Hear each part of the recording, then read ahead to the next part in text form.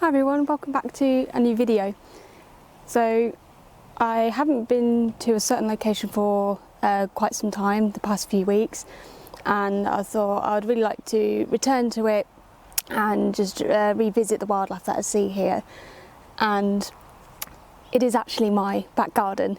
So as you know, in my last video I explained that I went to the Isle of Mull for 2 weeks, and the last week I've just been settling back in, obviously recording videos and editing photos. And yeah, as soon as I came back I realised that I obviously missed the flat lands of the fens quite a bit, and I thought it would be nice to sort of have quite a relaxed time in my back garden where I get a whole host of wildlife throughout the year. So the common species that I usually get, which I can see flying around the edge of the hedge at the minute, is house sparrows, starlings, collared doves, wood pigeons, and there's also some jackdaws which have been roosting in the chimney pots in some of the houses along my road, including my own. So yeah, I'll sit out here for a while, see what wildlife I find, and yeah, just have a nice chilled afternoon in my back garden. I also wanted to show you my latest piece of equipment for this video. This isn't sponsored by the brand at all, this is just my personal choice and my personal thoughts on this brand. So the new bag I got is the Think Tank Retrospective Backpack 15. It sports some nice metal and leather straps for the front, and it also contains a hidden pocket in the flap on top, which I keep my SD pouch in for the time being. And there's also a top access compartment which allows me to reach into my bag without having to open up the back and be able to retrieve my camera and my lens all in one piece. It has a really sturdy interior, and it also has another interior pocket which I keep smaller things like my waterproof casing for my camera, microphone and spare batteries. So that's really handy, it's easily accessible, and there's also a zip pocket if there's anything more valuable that I want to keep in there. And yeah, I just really like how easy it is to take my camera and lens out of the top, especially if there's wildlife coming unexpectedly and I want to access my camera easily. That's really good for that. And the metal and the leather strap, it's easy to use and it still keeps the lid secure, especially when I'm walking around a bit. So on the sides there's pockets for tripods, there's a strap at the top to keep it secure, and there's one on the other side as well. And there's also some removable straps which again you can attach to the side if you want your tripod and monopod there, or there are some holes at the front where you can have your tripod running across the side of your backpack. And I currently have the waterproof casing for the bag in one of the side pockets, so again really useful for when I'm out in the field and there's unpredictable weather. So I move to the back, where as a lot of photography bags it is zip locked, really comfortable supported backing for my back, and again I store my 300, my 150-600 and my extender. I do also have space for another body if I want to get one in the near future, and it does also come with a lot of the Velcro compartment separators, but I don't need all of those because I obviously have quite large lenses. So putting on the bag with all my equipment inside, it is relatively well supported. The straps are well padded so it doesn't hurt my shoulders in any way. And it also comes with a waist belt which is removable, and it comes with a chest one at the top as well to provide extra support. I do have yet to take it out in the field properly, but for the time being I really like how well it sits on my back. Again, everything's sturdy on the inside, it's easily accessible. And yeah, right now I'm really happy with it.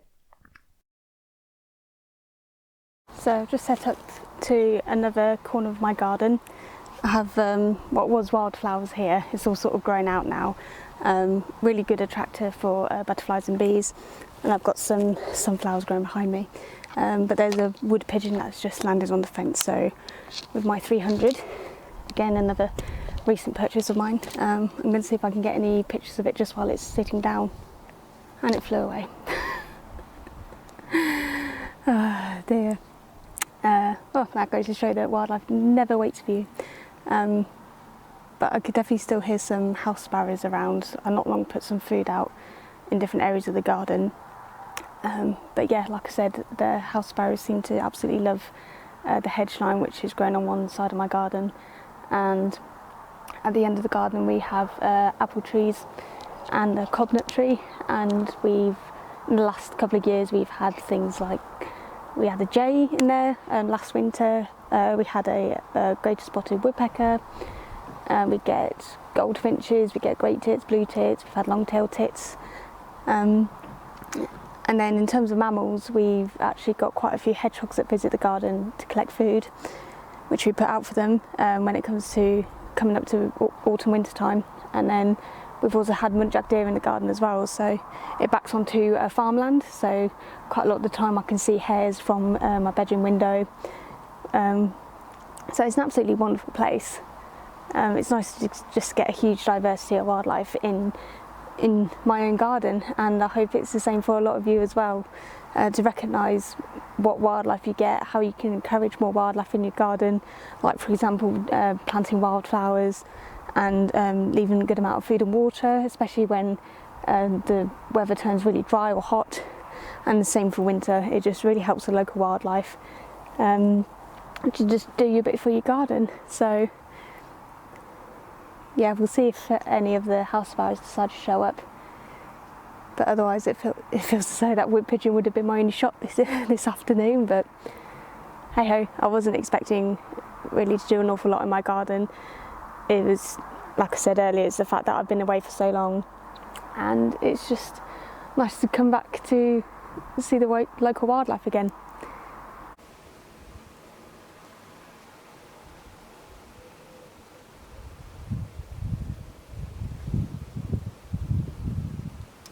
So as well as getting a lot of the smaller garden birds and also woodland birds, there's also really good sightings of birds of prey in the area.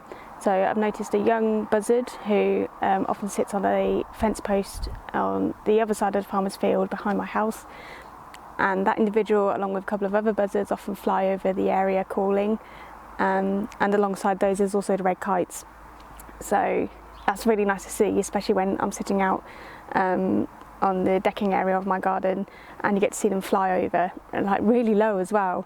Obviously I don't have my camera at that time, but it's just really nice to see just the whole range of wildlife coming to this area, and it being so local as well. And as most of you would have probably seen in my last video, I had really good experiences with the wild white-tailed sea eagles on Mull, and with the prospect of them being reintroduced to the Norfolk area through the Wild Ken Hill Foundation. Yeah, it looks really promising that maybe in a few years' time there'll be eagles flying over my house as well. So yeah, I absolutely love this area. I mean, I loved Mull. It's definitely a second home for me. But there's nothing like home, and it's for all those reasons that I just love coming back to the Fens, really. So it sounds like the house sparrows are back, so I'm going to see if I can get any pictures of them sitting out on the hedge line while it's quiet. So I'll be back in a bit.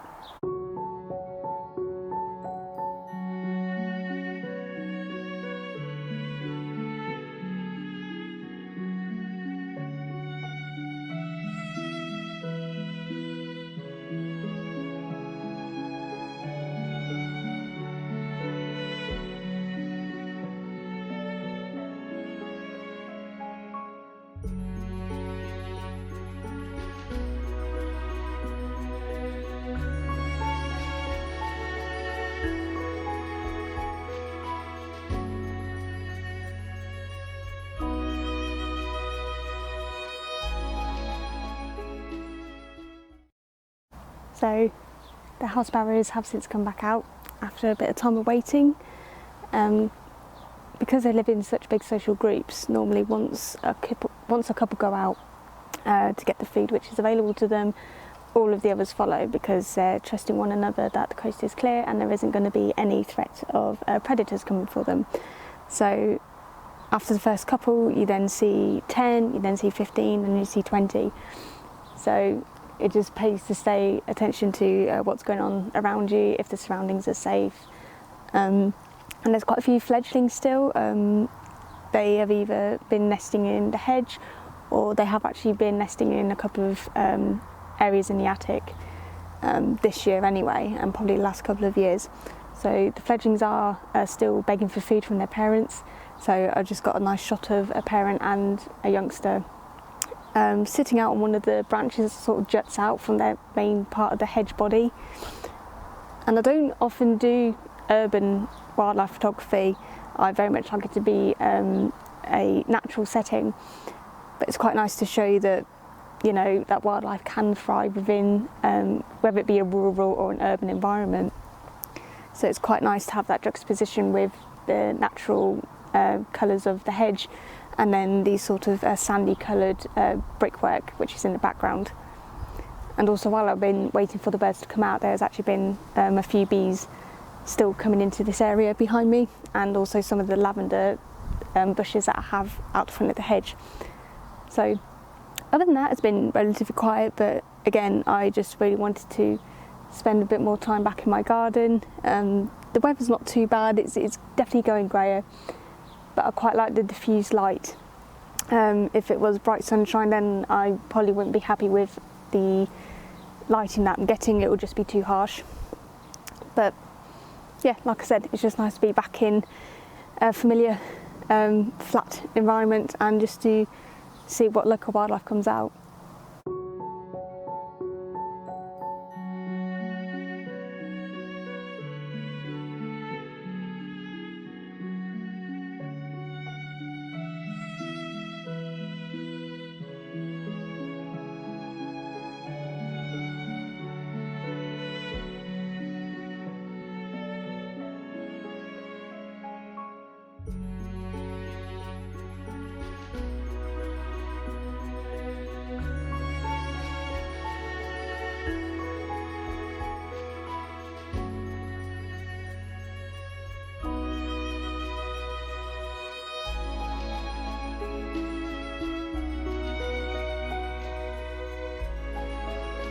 So if nothing else comes from this, then I'll just like to say thank you for watching. I always have ideas of the next location I'll go to, and I'll most likely go back to some of the more local locations, whether that be reserves or along the riverbanks which run nearby.